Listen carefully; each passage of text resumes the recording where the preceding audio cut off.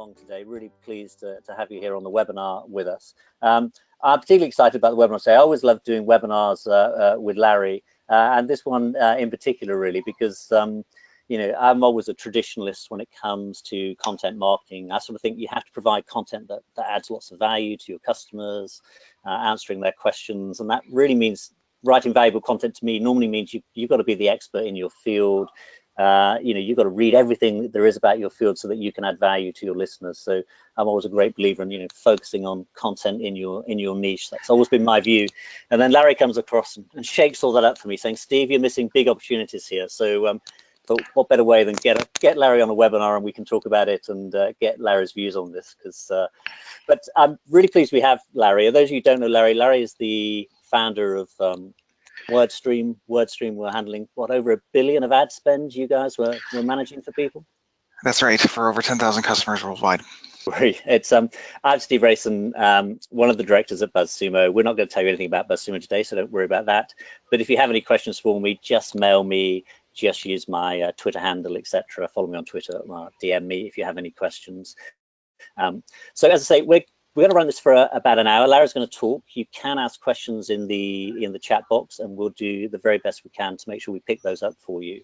But without further ado, I'm going to pass over to Larry. So I'm just going to get Larry to share his screen. So over to Larry, and thanks again, Larry. I'm really looking forward to this session. I'm sure everybody here is too. So over to you. Awesome. Thank you, Steve, and thank you everyone for joining us today. Look, guys, ask any content marketing expert, you know, what does it take to be successful in content marketing, you know, and they'll probably tell you that it requires sort of a very strong commitment to a content niche, and basically it can't be, you know, super broad. It has to be like very narrowly defined and specific, you know, here's one article from Content Marketing Institute saying, like, it's not enough to be a niche, you have to be like a very narrowly defined niche, and basically, you know, the conventional wisdom is you know, it's depth over breadth, basically, you know, trying to really have the most comprehensive, in-depth coverage over this very narrow topic area, and then to become like the one person who's, like, you know, renowned for that one little thing, and nothing else. And you know what? There's a lot of truth to this. I'm not saying that this is nonsense, but my crazy theory here today that I'm going to be sharing with you today is that basically that I think it's well worth your time and energy to, in addition to creating content inside your niche, to also diversify those efforts, to kind of branch out outside of your industry niche, and basically, you know, before getting into all the details of this content strategy, I just wanted to introduce myself briefly. So I'm Larry. I'm slightly obsessed with unicorns. Kind of a disclaimer, there's going to be over 95 unicorns in this deck, as well as a few donkeys. But basically, I'm from Canada originally. I moved to Canada from Manitoba, which is very famous for being the polar bear capital of the world. Also famous for being colder than Mars for half the year. You know, moved to Boston after graduating from college because the weather here in Boston is so much better. Ha ha ha! That's just a joke. That's not really Boston. I live in Harvard Square here in Cambridge, Massachusetts. It's a very famous place where Microsoft was founded. It's where Facebook was founded. It's also where I started WordStream back in 2008, just as a kind of an internet marketing consultant guy, working out of a bakery because of the free internet access and free Diet Coke refills. But basically, the company was, you know, this year it was around 220 people, managing over $1 billion of ad spend for over 10,000 customers, and basically, I just very recently, in the last month, you know, resigned from the company to start a new company in the mobile space called Mobile Monkey. You know, there's not much I can talk to you about this at the moment, but you know, if we could connect there, that would be great. MobileMonkey.com. Last thing I'll say about myself is I have a 2-year-old kid, and I've been live blogging his life using the hashtag PPCKid on Twitter. Here we are running a marathon, Boston Marathon, last year together. He was trying to help me, but actually it wasn't really that helpful.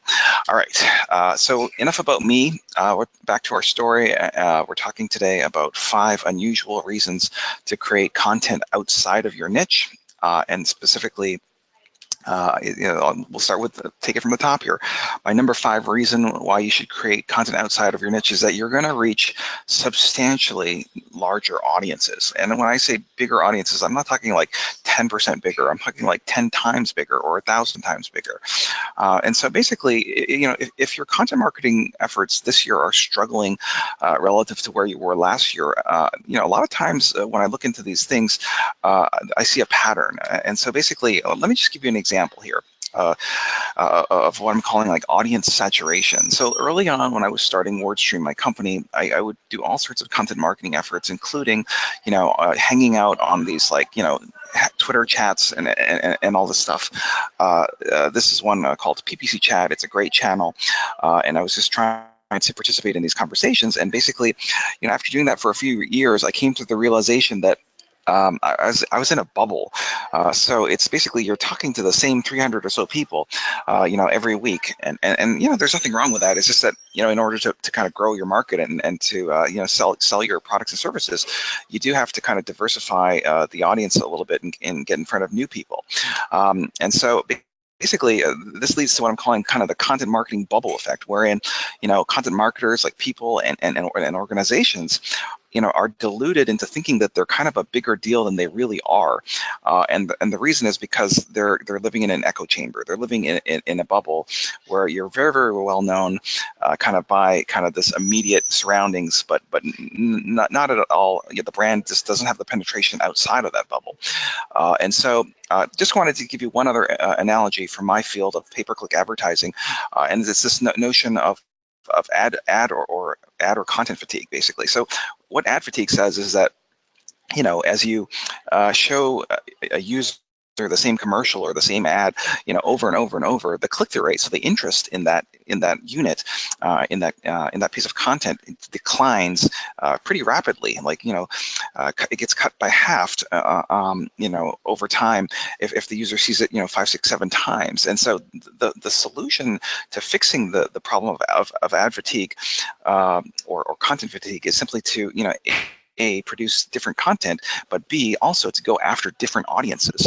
And so what I'm suggesting is that you kind of apply these same tactics that advertisers use to content marketing. And so basically, this was my journey in content marketing. Back in 2009, I did my first blog post, and I followed all the best practices, like you're supposed to be super, super niche-y. And so, of course, I created this post, how to use SEO and PPC keyword data to maximum effect. This was actually published in 2009. And of course, as you can see by the share counts there, it was sadly not a very big success. So I continued to do that, over and over for a few years. And then I got this idea one day to try to expand outside of that kind of super niche-y, tactical SEO and PPC keyword research niche, and it was in the form of this big infographic. It was kind of like, what are the top 20 most expensive keywords in Google advertising? Now, while this still has something to do with Google advertising, it kind of took it out of my niche a little bit. It took it up a level. There's people who have nothing to do with AdWords that would be interested in this, including finance professionals, including just, internet geeks, that kind of stuff. And basically, this was a very successful effort in that it ended up getting picked up in all sorts of places that my content would normally not be kind of featured in, such as TechCrunch, such as CNN, such as Wired magazine. If you think about that, that's really remarkable that Wired magazine would cover a PPC advertising topic, and the reason why they were doing this was because I kind of broadened the topic to be outside of the niche of just tactical PPC, nuts and bolts, towards kind of these bigger industry stories. And so that kind of got the light bulb in my head kind of turned on, and thinking about like how to kind of diversify the efforts, and basically it was really an eye-opener to see like just how big the internet was, in that there's this whole other world outside of your niche. And so by the way, that one little effort, if you think about this, that one blog post generated over almost a million views for that, little $1,000 effort, so to create that infographic on most expensive keywords. So that's roughly a $0.001 dollar or CPM. which is pretty remarkable, like 1 million views. If you consider that up to that point in time, the typical, niche, how-to posts were getting, 300 or 400 views. So that kind of got my brain thinking to then kind of focus on these bigger topical, industry level stories. And so, another one that we did around that time, 2012, was around Facebook advertising and kind of comparing their performance versus Google advertising. And this was like a spectacular hit. This particular story generated over 10,000 press pickups from really, really valuable high authority websites, and as well as a significant amount of international press. So this is like, almost 500 presses pickups in China alone. And you can imagine, this was not just China, but it got picked up in every country, and so basically it's not a fluke. Like sometimes people tell me, "Oh, Larry, you just got lucky," but we replicated this strategy of kind of going outside of the kind of nuts and bolts, niche and trying to talk about industry trends and higher level topics. We replicated that strategy, over and over. Here's one about talking about Twitter, and Fox Business News noticed that post on Business Insider, and they even had us on for a 4-minute clip on national TV. That's pretty remarkable. And so the point of this thing is that it generates enormous amounts of backlinks to your site for SEO, and that is tremendously valuable. Like this is like 949,000 backlinks from 20,000 referring domains, because what that does is it then enables your niche content to rank on all sorts of queries, and so basically it's kind of like so this is like just showing like WordStream's blog generates over 1 million visitors per month, and that's actually nothing to sneer at if you think about how tiny like the PPC marketing niche is. Like it's kind of a niche within a niche. We're talking like internet marketing, and then within that there's like online advertising is sort of the niche, and then within the niche of online advertising there's like AdWords, and so to get 1 million views, 1 million visitors uniques per month is pretty big. And so the strategy here was kind of going outside of the industry to get the links that would allow the niche content to drag along the niche content, kind of like a rising tide floats all the boats, you know what I mean? And so now here we are, that like a few years later, even the dorky, on topic posts, like the stuff that's like really nitty gritty in the weeds, like 10 tips on how to use expanded text ads. These posts do remarkably well, generating hundreds, like 100,000 views for something that's like really niche, and that's because of the audience that we dragged along by going outside of the niche, if that makes any sense. And so it just got me thinking. It's like, okay, well, we had some really great results by kind of going outside of the niche of just nuts and bolts stuff. Like, why stop here? Why not further diversify the topics? Sort of what I'm calling land and expand. So like once you've kind of established yourself within a bubble or a niche where people they've heard of you, or at least a sufficient number of people have heard of you, and you're starting to get that kind of content fatigue because you're not new anymore.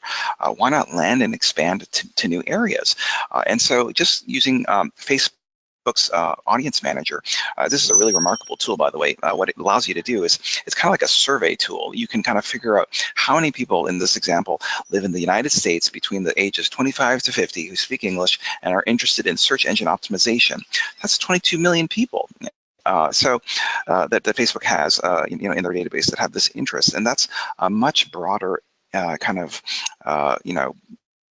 target market than just the 2 or 3 million people who are interested in AdWords, which is kind of the product that my former company used to sell.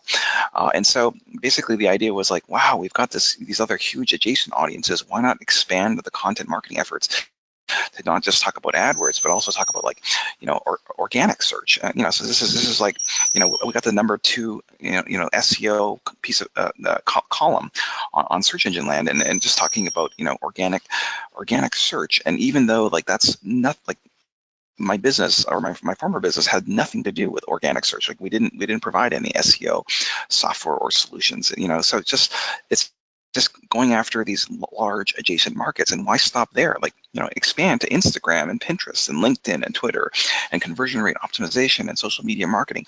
And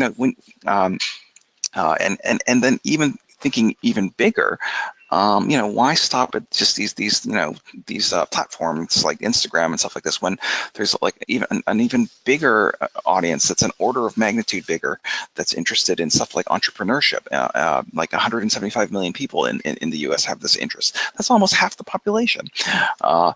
And so that's exactly why I've diversified my own content marketing efforts to not shy away from higher level topics like entrepreneurship and other inspirational stories, because there is such a huge, enormous market for this content, and that is very interesting to the target market of my customers. And so, if I look back over the last 12 months using this remarkable tool called BuzzSumo, I highly recommend that you check it out. But you can basically, one of the cool features is you can just type in author colon and search to see kind of what are the top pieces of content by a particular author, and basically, if you look at kind of the content I've produced over the last 12 months, only one of these pieces came from specifically from AdWords. It's the number 1, 2, 3, 4, 5, 6 one down on the page. All the other stories were about how to do public speaking, how to do SEO, how to do social media marketing, how to do this and that, and it's just remarkable because there's just so much more audience for these bigger topics, but that interest will also drag along kind of your niche topics, as a bonus. So basically, my whole key here is just to say that the internet is super big. How big is it? It's really hard for me to truly describe to you how big this thing is unless you try it out for yourself and try to step outside of that niche, and just push some content outside of the niche and get one home run, and then wow, you'll just be blown away and get hooked on this thing. Steve, any thoughts or comments on my number one kind of idea here?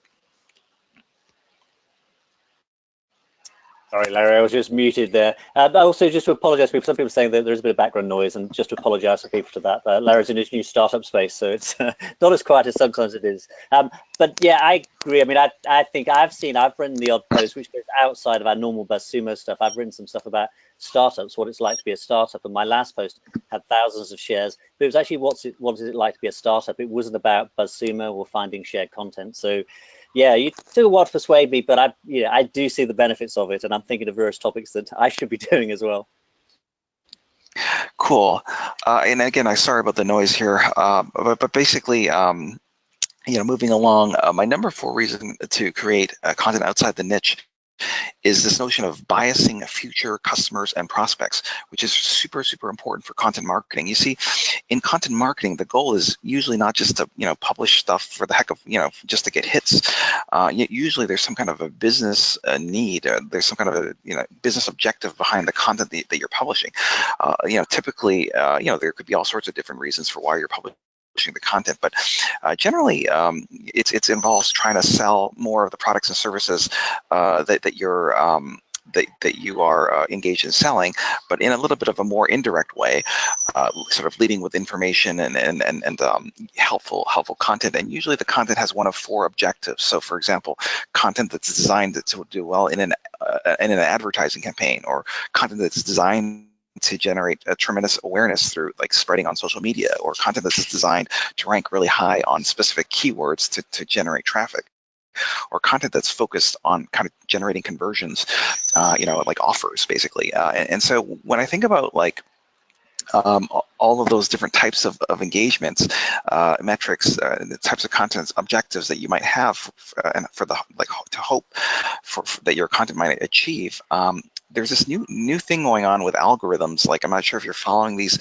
developments or not, but basically the trend over the last year and a half or so has been to really overweight this notion of user engagement metrics like click-through rates and dwell time. So basically what I'm trying to prove to you here is that user engagement metrics like click-through rate and dwell time, like how sticky is the content that you're producing, and how clicky is it.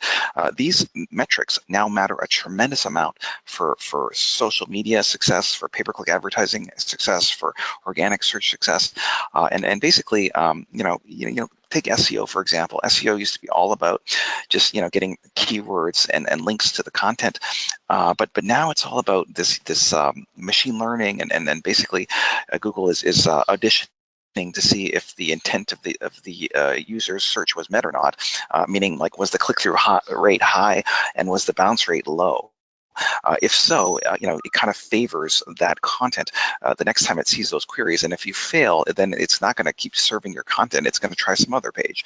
And so just to prove the point, we've been doing a lot of experiments, last year at WordStream. And what we saw was kind of like Google would notice if you had an unusually high click-through rate on your listings, and it would reward those pieces of content with better positioning on the organic search result page. And of course, because the search result page is zero-sum gain, it's kind of like those gains have to come from somewhere. That came at the expense of kind of the low click-through rate listings, which kind of sunk further to the bottom of the page. And this just shows kind of the shift of the distribution over time. You see how it's kind of bending the curve. Higher click-through rates are becoming more and more prominent, in higher positions. And basically, we analyzed this thing, and we just saw that, on average, if you can make your content, 3% more clicky than expected, then Google, on average, will reward this content with an increase in one spot of organic ranking position. Same thing with time on page. So this has to do with a time on page analysis for the content of my website from January to December of 2005. So this was, a good like 2 years ago, before RankBrain and all these new algorithms hit. And basically, this is my top organic pages for the site, and doing a kind of a relative analysis. And what you can see here is that, about 2/3 of the content was content that was very, very sticky and had a very long session duration that was, above average time on site. But about 1/3 of the content was content that was about 1/3 was below average in terms of the time on page.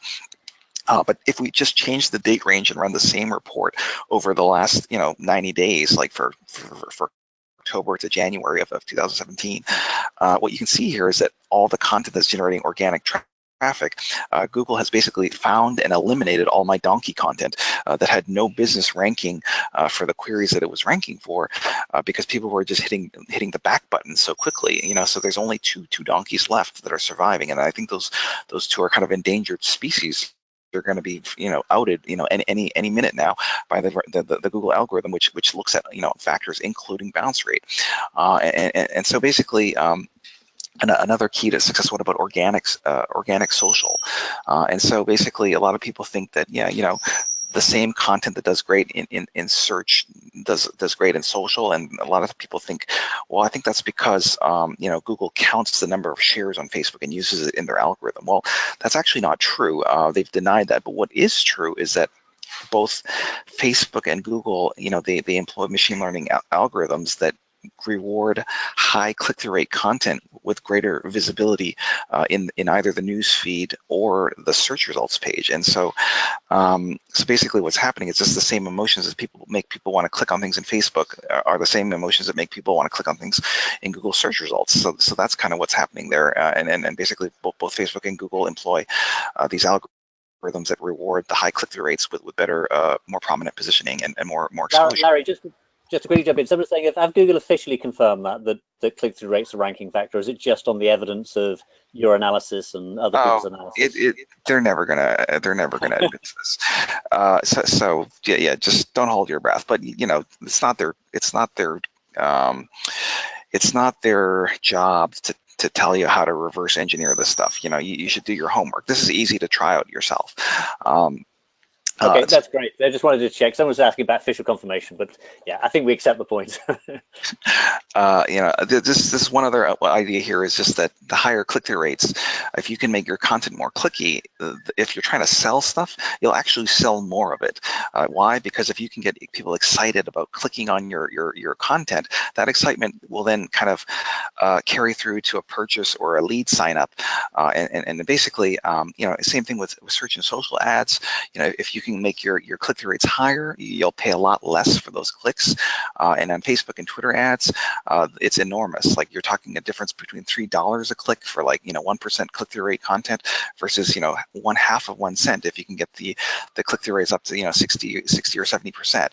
And so but what I'm trying to just tell you, in a nutshell here, if I can summarize this whole section, it's just that the new rule of SEO, PPC, and social media, these systems and platforms all employ machine learning enabled algorithms that dramatically reward high engagement content, high click-through rate and sticky content with much greater visibility.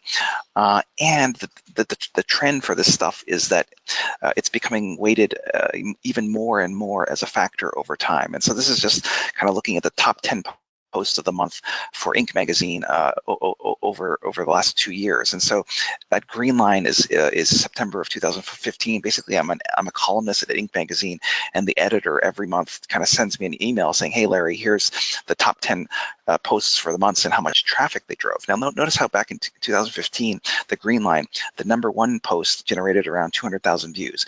And that's very similar to what the #2 post did, and very similar to what the #3, 4, 5 post did.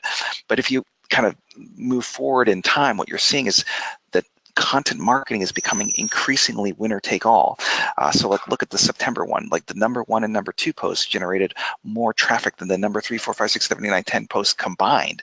And the reason is because these algorithms are being tweaked to favor kind of just the most high engaging content, and to give that one or two winners kind of all of the exposure, as opposed to kind of giving every piece of content points for just showing up. And so just wrapping this up, the high engagement content, like your best stuff, has really, really high click-through rates in common, for SEO, paid and social, paid organic social, etc. And so basically my point is just to say, CTR, it matters a great deal. What's the best way to double or triple them? And the answer is you need to make your company old and familiar to people. Okay, so brand affinity has a remarkable impact on click-through rates and conversion rates.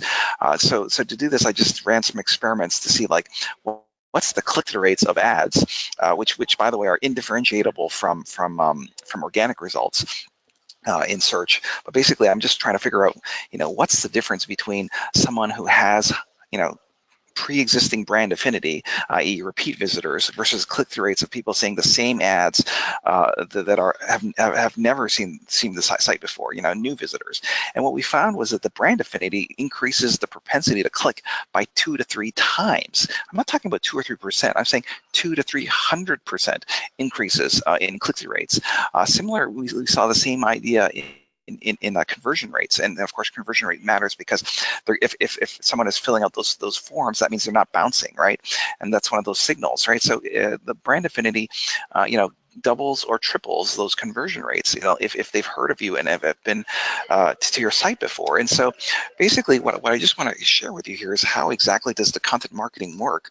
The theory here is that what we're doing is we're creating demand for the products and services, and the best way to do this is not to just wait for people to search on the specific topics of the things that you're selling.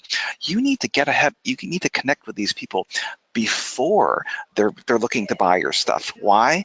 It's so that they'll form a bias in their head, so that they'll see your content, become familiar with your brand. They might not necessarily want to buy your stuff right at that moment, but when they do find have the need to buy the products and services that you need later, when the need arises, the hope here is that they're going to do a branded search for your stuff, in which case you've won, or they'll do an unbranded search for kind of the products and solutions that you sell. But we'll have a bias, a substantial bias towards choosing you over all the other competitors that do the same thing as you. And so then the question becomes, how the heck do you get in front of your target audience before they need to buy your stuff? And the answer in terms of content marketing is to create content outside of your niche, specifically using technologies like the User Explorer in Google Analytics. You can find out what the exact interests are for your various segments, like your converting customers. Figure out what are their interests, their demographics, their behaviors. Facebook has a really fantastic tool. It's called the Audience Insights tool, where you can upload your customer list or use a remarketing audience to kind of get really detailed insights into the interests of the customers that you sell to. Even Twitter, Twitter Analytics has audience insights, and basically my top interest for people who are interested in connecting with me is actually this topic of entrepreneurship, and that's why so much of the content that I produce that's off topic, that's not about the nuts and bolts of online advertising, is in the field of entrepreneurship. It's because that's kind of one of their common interests that people have. Of people who want to buy my products and services, but before they end up buying the products and services. Here's another example from one I did last week. So these stories, they get an enormous amount of traction, hundreds of thousands of views. It allows me to connect with people before they need to buy software for marketing, and basically when that time comes, they're like, oh, I've heard of this guy, or I've heard of this company. And this is a tremendous advantage because of how those algorithms reward click-through rates and dwell time, because the brand affinity kind of makes or breaks those metrics. Anything to add or comment on this point here, Steve?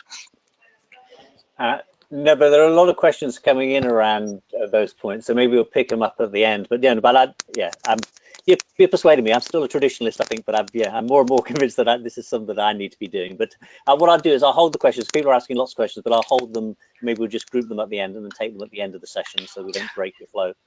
The theory here is that we're just priming our customers to be familiar with us before they actually are in the phase of wanting to buy your stuff. Yeah.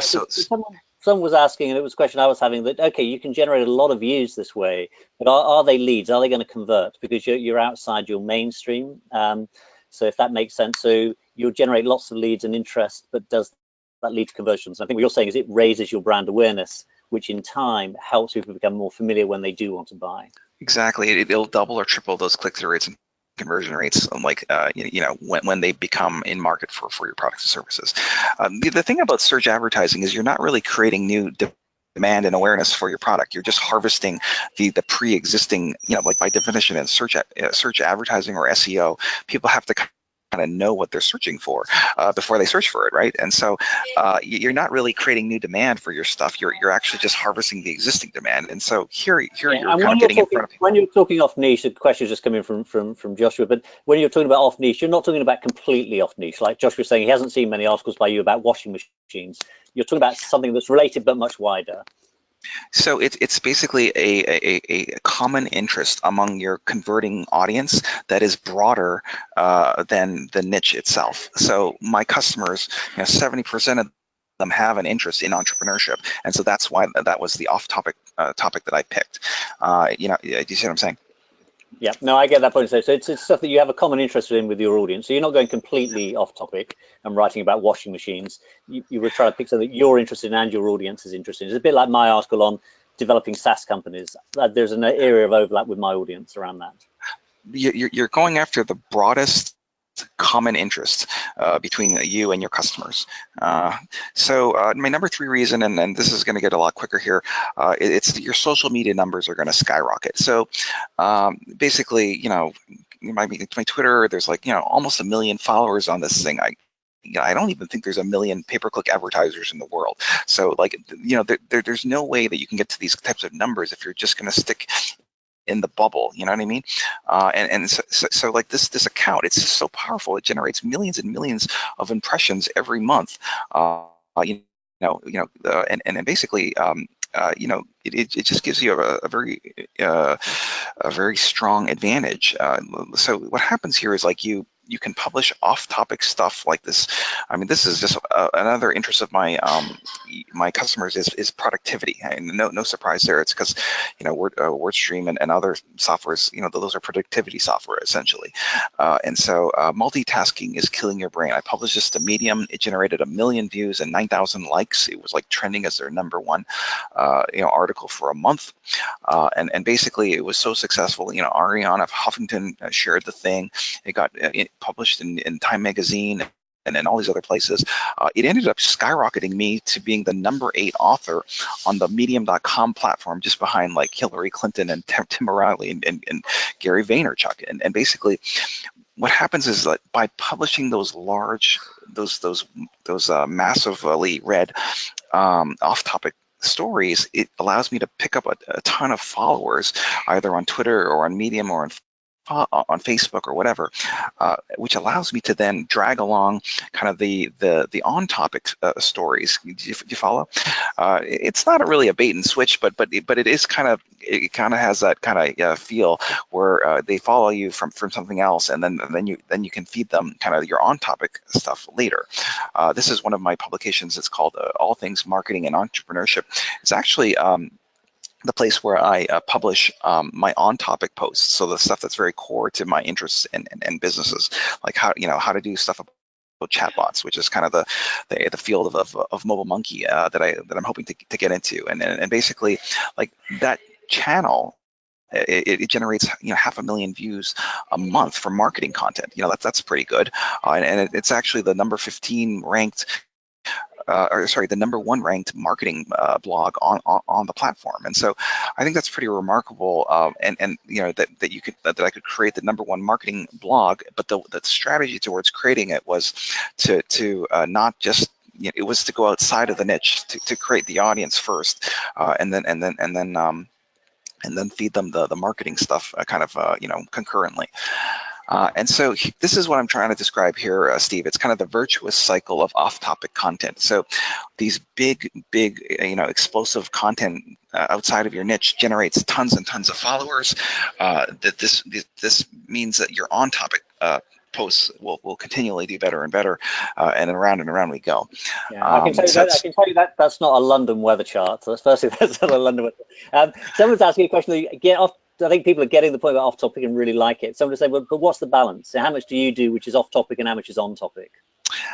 You know what? It's kind of like the off-topic thing is like a shot in the arm. Like it will spike all your metrics for like for a day or two, and then things will then kind of go back to normal, but a little bit 10% better than it was. And so my personal goal, is to do one monster off-topic post per month. You see what I'm saying? So I'm blogging 2 or 3 things a week, and most of that's on topic. But then I just try to get one spectacular hit that's kind of about productivity or about business or about entrepreneurship, and that kind of floats all the other stuff. Yeah, no, that's great. And someone was saying, obviously you're writing on ink, etc. People are saying, should I publish my content on Medium? Is Medium a good place to publish? You have to, it snowballs. I think if you start initially, it's going to not be so great, but if you if you stick to the a schedule and are willing to kind of go after topics that have broader interests, like technology and business and life learnings and productivity, that kind of stuff, it does really well on Medium. If you're willing to go off topic a little bit to build that audience, according to the strategy that I just outlaid, then I think it should do very well. So moving on here to my #2 reason to publish content outside your niche, and that is you can really have a chance to truly express yourself as something more than just this one-dimensional robot that's just like talking about this one really niche widget or something. You know what I mean? The people around the world are sending me all sorts of presents. Like this is one woman from Slovenia who gave me a unicorn tiara, and then people are sending me unicorn plush dolls and lamps and ties. You would not believe how much stuff I get, free unicorn perks, and this is all a result of just going out of the niche, but then secondly, because you're straying out of the niche, Steve, you still need to have a way to identify the content, because if you're always in the niche, then what the common denominator between all of your content is that niche. But now that I'm straying outside of the content, like that one niche, I need a common theme across like entrepreneurship or business productivity or in nuts and bolts pay-per-click advertising. And so I just picked unicorns and donkeys, okay, and just by having done that, it just unlocked so many perks, like free stuff, and also like over 30 keynotes for like last year for conferences in markets that would have never have heard of me or that I would have ever thought I was qualified to speak at. And like these are like world-class business events, for example, as opposed to just the little kind of niche things. So anything to comment on that one? Yeah, no, I mean, it's something that I want to do personally, so I'm looking at it from a personal perspective. But I think you're right about stepping outside and a bit more personality sometimes as well. And I think that's important. You can write with personality, but sometimes writing off topic also adds to that personality. It just means that people get to know you a little bit more personally, and they'll create a stronger connection with you, as opposed to just being like some guy who writes about widgets. My last number one reason to create content outside your niche is that you'll keep your sanity. All right, so here's the thing, guys. If you're just writing about the same damn thing over and over for years, it's like just being on this content treadmill forever. This guy, he's going nowhere. He's going to go crazy, and he's going to burn himself out. You do need to, content marketing, and it does have kind of a high turnover, high burn rate. Like if you're that blogger or producer of content in that niche, at WordStream, like we were struggling to keep people for more than like a year and a half because you would just lose your mind, like exploring there's so many different facets of one topic, and so we allowed them to go outside the niche, and they're just more happy with life in general, and so basically that kind of wraps up my top 5 reasons to consider expanding your content marketing efforts outside of your niche. Again, just one warning here, don't overdo it. I'm not suggesting that you, like all those experts at the beginning who are saying to commit to a niche and all this stuff, they do have a point, that you do have to first start with being known for one thing. I think it's a terrible strategy to start without starting super broad, Yeah. but what I am saying here is that there is this notion of fatigue, and that you start wearing out those audiences, and people start becoming more familiar with you, and so it is time to land and expand, kind of move on. I'm just saying like a 70-30 or 80-20 ratio of on topic versus off topic. That seems okay for me. Initially, it should be lower, that ratio, but as you kind of exhaust all the low hanging fruit in your niche, then you should expand that number. Yeah. And so, sorry, go on. No, after you, sir. Yeah, I was going to pick up some of the questions that are coming through there. People are very keen to know about Mobile Monkey, but we'll pick that up at the end of the session. But people were saying, I'll just throw some of these questions that have come through. So how much success is attributed to the graphics? I mean, you use graphics quite a lot, like infographics. How much success do you attribute to those as opposed to sort of the straight articles? Steve, the graphics are very expensive to produce, and so I don't just randomly produce graphics. What I do is I use BuzzSumo to figure out which of my pieces did the best, okay? And then I just, I repurpose the best performing content into an infographic. Do you see what I'm saying? And then it just, because the topic that did well already will do even better, like in a visual format, so like initially it's not visual, but if it shows promise, then I'll turn it into a graphic. Yeah, so you find stuff that's doing really well as an article and then invest some resource in that in terms of a graphic. Yeah, it's like $1,000 to create these infographics, And do you do much outreach to get them generated initially as well, to get that initial buy-in to when you're going off niche? How do you get that initial sort of leverage, I suppose? You do a lot of outreach to do that? Yeah, a lot of just pitching, and also just promoting of content on social ads, like Twitter and Facebook. Okay, thanks. So basically, we said, if you go outside the niche, you'll reach much bigger audiences, and it's really hard to realize how big this internet is unless you get out of that bubble from time to time. We're talking about creating a bias with customers before they need to buy your stuff, so that when they do, you have this unfair advantage. We're talking about increasing social media engagement dramatically, because these off-topic posts have the capability of generating tens of thousands of followers every time you hit a home run. We're talking about expressing yourself, and becoming more than just a one-dimensional caricature of widgets, like being known for more than one thing, and then of course, not going crazy by diversifying your subject matter a little bit. So basically, that's all I had, Steve. Really thankful for the opportunity to work with you and your team. I'd love to continue the discussion here. Yeah, great. We've got loads of questions. We may struggle to get through them all, so I apologize if we don't get through all the questions today, but we've got quite a lot of results here. So firstly, someone's saying, did something particularly not work for you? Did you have experience of something not working when you went off topic? Yeah, I think you have to try this stuff out. One of the things that did not work for me was just generic life lessons. You know what I mean? Like, that was just too broad. It just kind of fell flat. Like life hacks and this kind of stuff. Yeah. And so like that was just too broad. And so the two off topic areas that are kind of my wells that I go to are productivity and entrepreneurship / startups. That makes a lot of sense, because somebody else was asking about when we tried to go off topic and into a different niche. People are a bit distrustful of us there, because what do we know about it, etc. So what you're really saying is again that common ground. So you're not going to advise us on which is the best washing machine to buy, but you do know about productivity, those sorts of things, and so you stick to those areas that are closely related. The broadest common area of interest between your personal identity and your target market. Okay. And then how do you know whether something's working? Someone's saying, how long do you give it? I mean, do you look at results after a week, a month? If like you're going after these bigger audiences, so it better be doing better than your on-topic stuff. Like in terms of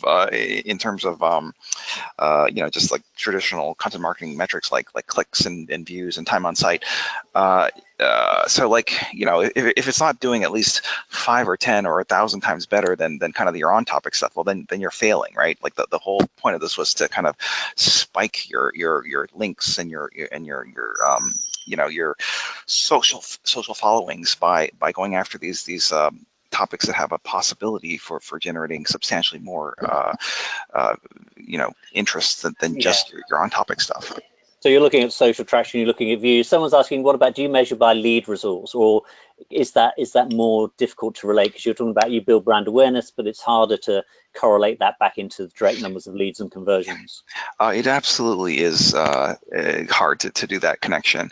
But I think what I've tried to do is just show the connection indirectly, that increasing brand affinity dramatically increases click-through rates and conversion rates of all your other direct marketing campaigns.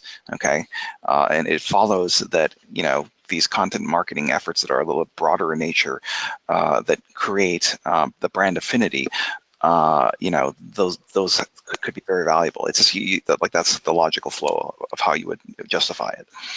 Okay, there are a series of questions around the balance between whether you publish as an individual or a company. People saying, well, should I use my personal name and company name? And somebody else saying, people don't really trust companies to do some of the off-topic stuff. What's your view around that? Yeah, this is all, I mean, yeah, it's personal stuff. I mean, this is, how this is. It's like influencer marketing and all this stuff. Companies need to kind of support individuals in companies that have a distinct voice to promote the products and services. Like a company like WordStream, for example, has dozens and dozens of aspiring thought leaders that blog on the WordStream blog, with their personal opinions and stuff like that.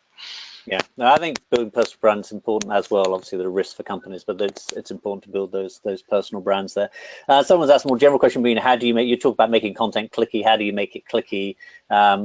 I think you talked about brand affinity and knowing your brand, which makes people more likely to click through. Any other tips on making content clicky? Well, we could spend an entire hour on this topic. Top tips, just top tips. Yeah. But What I spend my life trying to work out. but what that comes to mind is that just kind of copying the format of other clicky things, and a tool that comes to mind is BuzzSumo, actually, because you can just kind of search for a topic, figure out what are the most clicky or most shared, stories, but it turns out that the same emotions that make people want to share things on social media are also the same emotions, like triggers, that make people want to click on things. So there is a strong correlation there. And what I would say there is also to do the research in your market. It is generally, this is an area that I research a lot, and because sometimes that we all know that list posts generally work. In marketing, list posts work. For example, people like the format. But actually, I've been doing research in the health market, and actually list posts perform well below average. And so that's not a format, if you're in health, that you want to use necessarily. And I found when you look at different industries, different things matter. In marketing, formats matter a lot, headlines matter a lot. In actually some other areas, it's the topic that matters. If you choose the right topic, you get a lot of interest around that. So technology at the moment, obviously AI and those sorts of areas. So I think you have to do the research in your area as to what resonates with your particular audience. So you can't just take something that works in marketing, apply it in health or in travel necessarily. So you do have to do some of your own research, even though there may be some general guidelines. I would add that that notion of increasing brand affinity yielding dramatic increases in click-through rates, we did check that over 27 different industries, including healthcare, and that was kind of a universal truth, that people don't randomly click on things. They have they express either consciously or unconsciously a preference for the things that they've heard of before. Yeah, no, I think that's true. I think brand familiarity, that's the whole logic behind advertising.